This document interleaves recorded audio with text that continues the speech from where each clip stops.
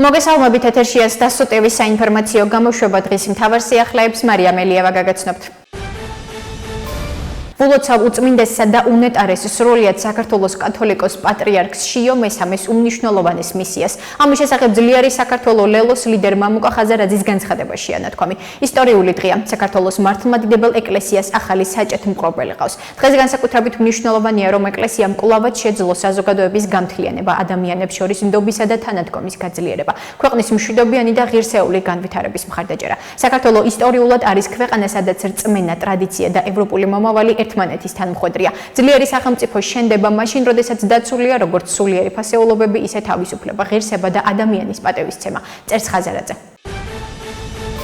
კომენტარს არ ვაკეთებ იმაზე, თუ რას ამბობენ ქართველი პოლიტიკოსები ჩემ შესახებ. ამის შესახებ საქართველოში ევროკავშირის ელჩმა პაվել ჰერჩინსკიმ ევროპის დღესთან დაკავშირებით მიწვილ ღონისძიებაზე ჟურნალისტებს განუცხადა. ჰერჩინსკის შეკითხვა დაუსვეს საქართველოს პრემიერ-მინისტრ ირაკლი კობახიძის მიერ გაკეთებულ განცხადებასთან დაკავშირებით. საქართველოში ჩამოსვლის პირველივე დღიდან ჩემი პოლიტიკაა ის, რომ კომენტარს არ ვაკეთებ იმაზე, თუ რას ამბობენ ქართველი პოლიტიკოსები ჩემ შესახებ. მე ამას პირადად არ ვიღებ. დიდი პატევია, რომ საქართველოში ევროკავშირს წარმოვადგენ და ვცდილობ ეს რაც შეიძლება კარგად გავაკეთო.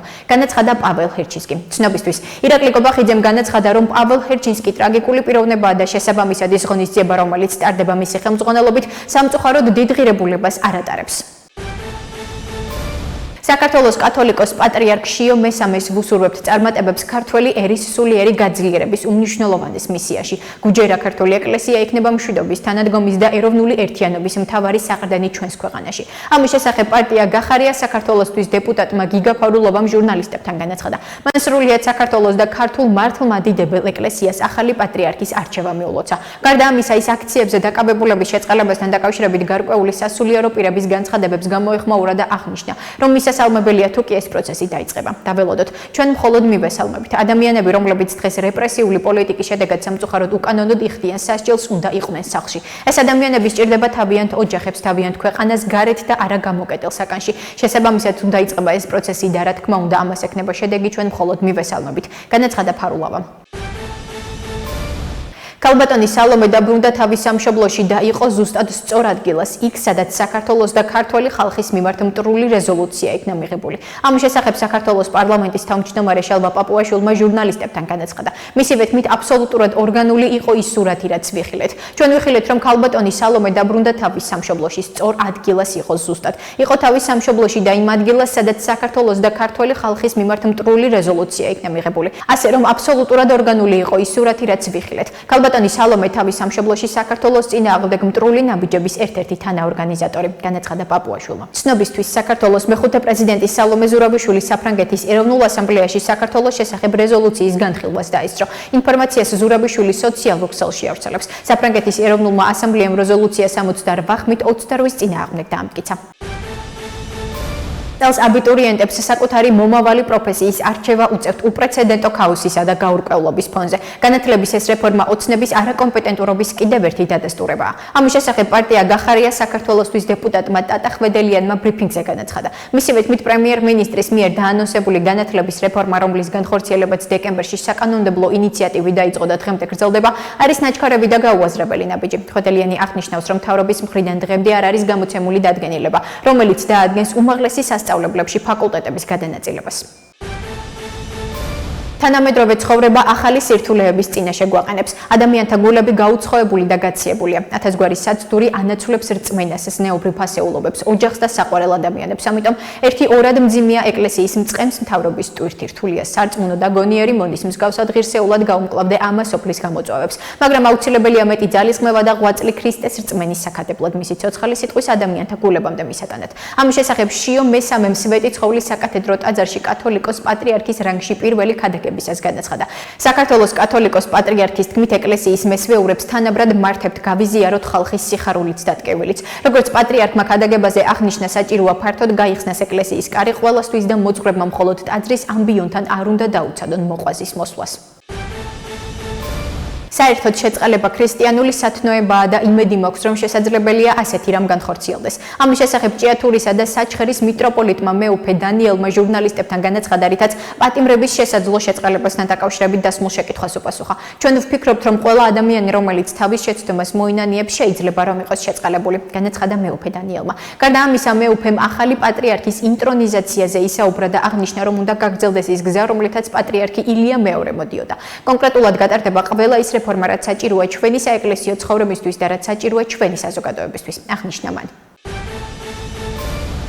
2025 წლის განმავლობაში თბილისსა და რეგიონებში ჯამში 3.322.027 ვიდეო ჯარიმა გამოიწერა. ოფიციალური მონაცემების მიხედვით ვიდეო ჯარიმების შედეგად დარიცხული თანხა 231.754.040 ლარს შეადგენს.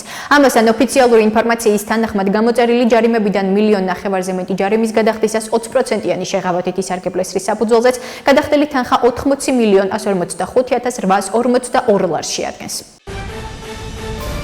საქართველოს პრემიერ-მინისტრმა ირაკლი კობახიძემ ფეხბურთელ ხვიჩა კვარაცხელიას ჩემპიონთა ლიგის ფინალში ზედიზედ მეორედ გასვლა მიულოცა. ამის შესახებ მან მთავრობის ხდომაზე ისაუბრა. ხვიჩა კვარაცხელიას მივულოცავ ჩემპიონთა ლიგის ფინალში გასვლას ზედიზედ მეორედ. განსაკუთრებით უნდა აღინიშნოს ის, რომ მისი წვლილი ყველაზე დიდი იყო ფინალში გასვლაში, რაც განსაკუთრებით გვახარებს და რაც არის ჩვენი სიამაყის განსაკუთრებული საგანი, განაცხადა კობახიძემ. მან საქართველოში ძიუდოს ევროპის ჩემპიონატის ჩატარება შეაფასა და აღნიშნა, რომ ის უპრეცედენტოდ მაღალი სტანდარტით იყო ორგანიზებული. მთავრობის მეთაურის თქმით 2029 წელს საქართველო უმასპინძლებს ახლა უკვე მსოფლიო ჩემპიონატს ძიუდოში. საქართველოს სახალხო დამცველმა ლევან იოსელიანმა თბილისში საქართველოს ფსიქიკური ჯანმრთელობის ასოციაციისა და მშობლების თანადგომის დღის ცენტრები მოინახულა. ამის შესახებ ინფორმაციას სახალხო დამცველის აპარატი ავრცელებს.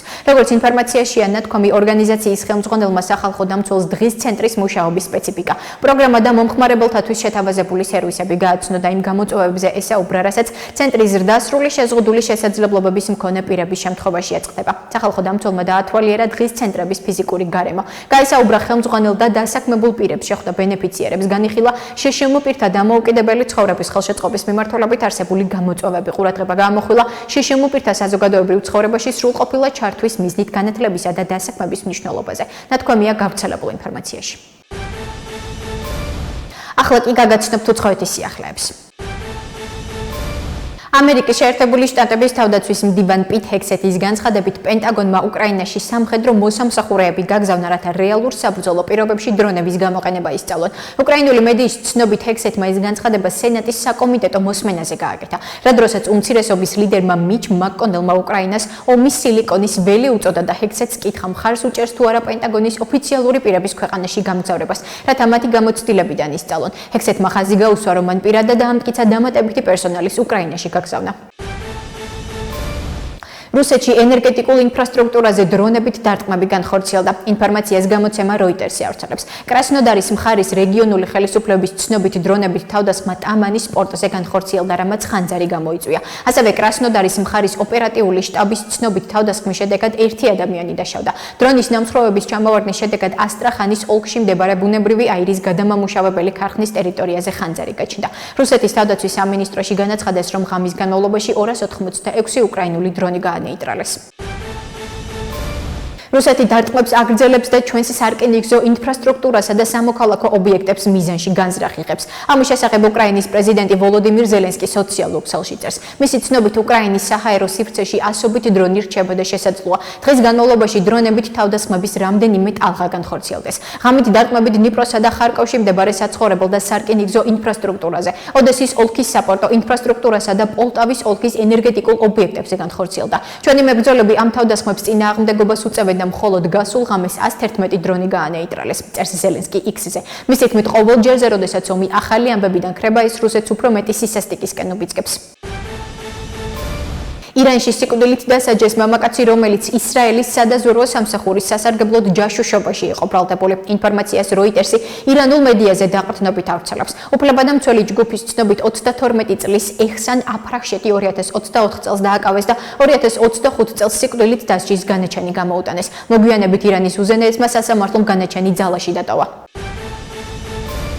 ასეთი იყო მიმდინარე სიახლეები მომავალ შეხვედრამდე.